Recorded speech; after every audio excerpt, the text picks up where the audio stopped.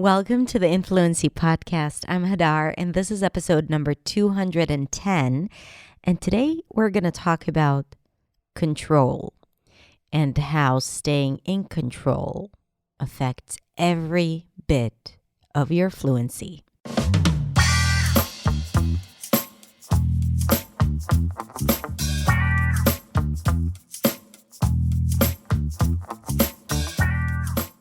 Hey everyone, thank you so much for tuning in for another episode.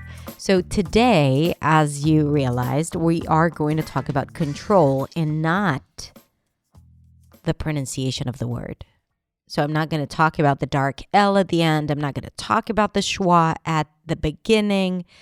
No, I'm going to talk about staying in control and having the need to be in control when speaking English. I've talked in the past about perfectionism and how perfectionism is detrimental. It's horrendous. It's ruining your chances for fluency, for feeling free, because perfectionism is having that sense that unless I speak correctly, unless I don't make mistakes, unless I know exactly what I need to say, I will not speak.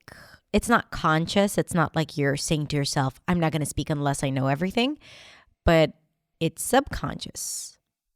The action that you take is based on a certain belief that you have. And usually that belief is, I'm just not going to speak unless I have it all figured out in my head, or unless I know exactly how to say it, or unless I'm not struggling with any of the words. In the results, you not speaking often enough, or as often as you should be speaking, is proof that you have this belief that it needs to be perfect. So I talk a lot about perfectionism, and I have an episode just about that I'm going to link to it in the show notes. So if that resonates with you, I highly recommend that you listen to it.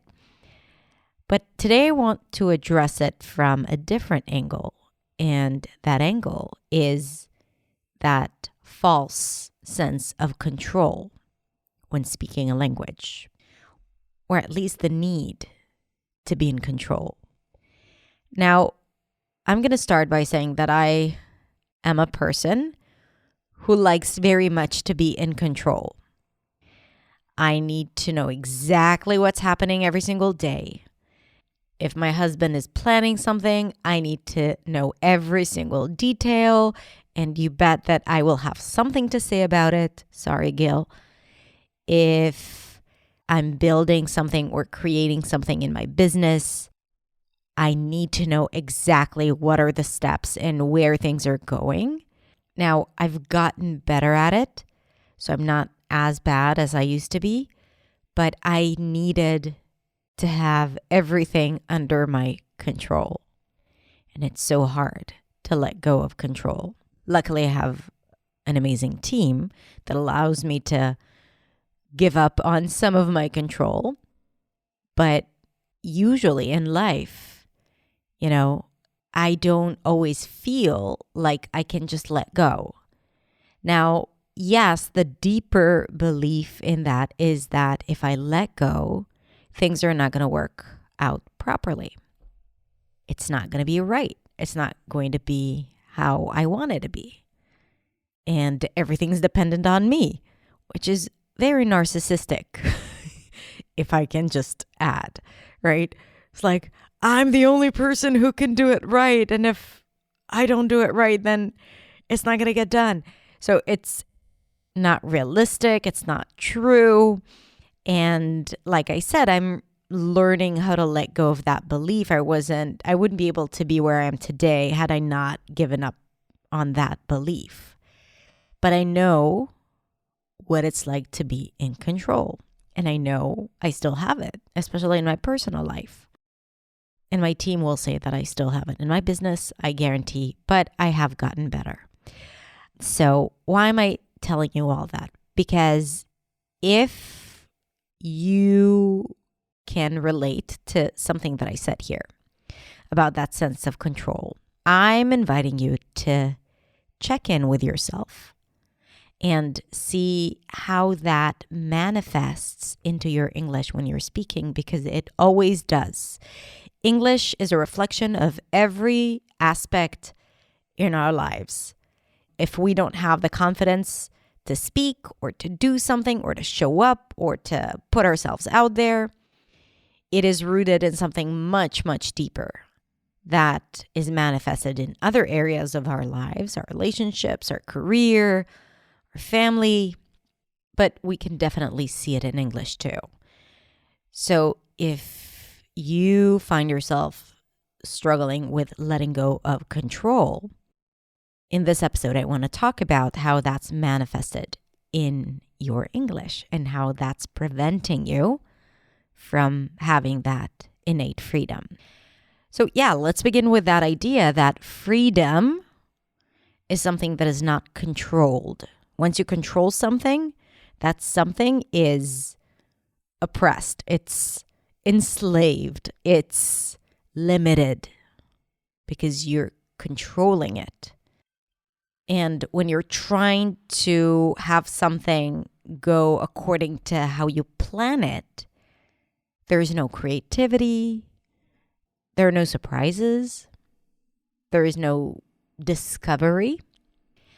And I want you to think of a language as something that is constantly evolving, like a plant or a tree or grass, that it keeps changing all the time. And if you put it in a controlled environment, let's say like a pot, put a big tree in a small pot, so it starts growing, but then when it stays inside the pot, it's not going to grow a lot more than what the pot allows it. That is a controlled environment. So when you think of your English like that, you need to understand that when you want to be in control 100% of the times of what comes out of your mouth, you're going to always A, feel limited, and B, limit the possibility of freedom. So I'm going to explain that. You're going to always feel limited because whatever comes out of your mouth is never going to be exactly like it's planned out in your head. That's just science. I don't know. It's usually impossible unless you rehearse it all the time. What comes out of our mouth is a lot more organic and has sometimes its own life. So you're going to feel limited. But by controlling it, you will not have that beauty of discovery and freedom, and you will limit your English and all the potential that you have, and you have a lot of it. Now, what does it mean to control what comes out of your mouth? What does it look like? Well, it looks like not saying words that you're not sure of how to say them or use them. You're not using words that you struggle with their pronunciation because you're afraid that people are not going to understand you. That means that when you have something a little more complex to say than, how's the weather, you might stop yourself because you don't know what's going to come out of your mouth and you're afraid that it's not going to be satisfactory. So you're not going to say it. And in general, you might just limit yourself to small sentences, to doing a little less speaking, so that you always feel in control and you're not out of control. You know that thing, for those of you who drink wine or alcohol, I know not everyone does, so I apologize if this is not relevant to you. But you know that thing when you're sitting for dinner with a friend and, you have a conversation and you show them just a part of who you are. It's kind of like everything is controlled. We're always controlling ourselves when we are in company, unless it's with people who are really close to us. That's because we try to be the person we think they want us to be. And And then you have a glass of wine, and then you have another glass of wine, and then you start talking freely without thinking about how this person perceives you, because all that comes out is, what you have to say at that moment. And yes, sometimes it could be a bit too much. And then the next day you're like, oh my God, I did not stop talking all evening. What was I blabbing about? Why did I have to talk about my football practice for like 25 minutes? And no, I have never had any football or soccer practice. This is just an example. But you get what I'm saying. Like, you have that feeling that you are out of control. But in that moment, there was you being present and you being free. And while it may not obey some social norms, and yes, sometimes we don't want to do all the talking all the time. We also want to listen to others. But with that sense of freedom, of I don't give a crap about what people say, is the epitome of not being in control, not being controlled by your conscious mind. Now, I'm not saying start drinking and speaking. I'm just saying, what if you decide to let go of that control a little bit more? What if you decide not to have it all figured out when you start speaking? What if you decide that you're going to use those new words, even though you're not certain 100% that you're going to use them correctly or in the right context? What if you decide to let go of the tight grip that you hold your English and your performance? What if you surrender to whatever comes out, comes out? I'm here for the long haul, not just for that one conversation. And I know that when I give myself that freedom, I may make mistakes, but I'm also growing and learning. So if you are the kind of person who needs to be in control of things, you're probably doing it in English as well. And that really, really interacts well with perfectionism. Because again, what is perfectionism? Control. If it's not this, then it's not okay. Cannot come out. And if I haven't convinced you yet, I'm going to say that again. That control and keeping that tight grip will never allow you to reach true freedom, no matter how much you practice and how much you learn grammar and pronunciation. I'm inviting you to surrender to the unexpected and to being in the present and in the moment when speaking. I'm inviting you to laugh at your mistakes while you're making them and after. I'm inviting you to dare more, because when you do, it really makes all the difference. All the difference. Really think of it like jumping into the deep water with your eyes closed and trusting that it will be okay. Or bungee jumping, which is something that I will never, ever do. So maybe you don't have to imagine that that's what you're going to do. But what if you did? I mean, I'm willing to imagine it, so I'm going to imagine it with you. Right now, I'm closing my eyes. I'm imagining myself bungee jumping, trusting that it would be okay. Good. And if you survived this, you can survive a conversation in English where you're not in control so much.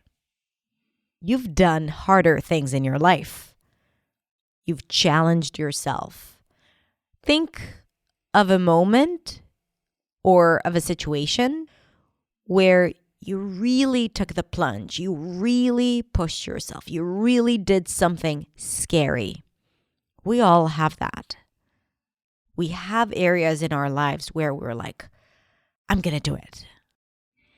And every time you feel the fear of speaking, before a meeting, before a job interview, before a conversation at your kid's school, with your doctor, with your teacher, every time you feel that, I want you to remember that other situation where you really conquered a scary moment and remind yourself that you can do challenging, scary things. And you know how to let go of control and trust that you'll land on your feet or bounce back from the rope. But you've done that and you know how to do it and your body knows how to do it and you will survive that conversation. That's it. Thank you so much for being here with me today. If you enjoyed this, please consider subscribing to my podcast and rate and review the podcast. And you can come and follow me on Instagram at hadar.accentsway and send me a DM. Tell me what you think if you found this helpful. Have a beautiful, beautiful rest of the day, and I'll talk to you soon. Bye.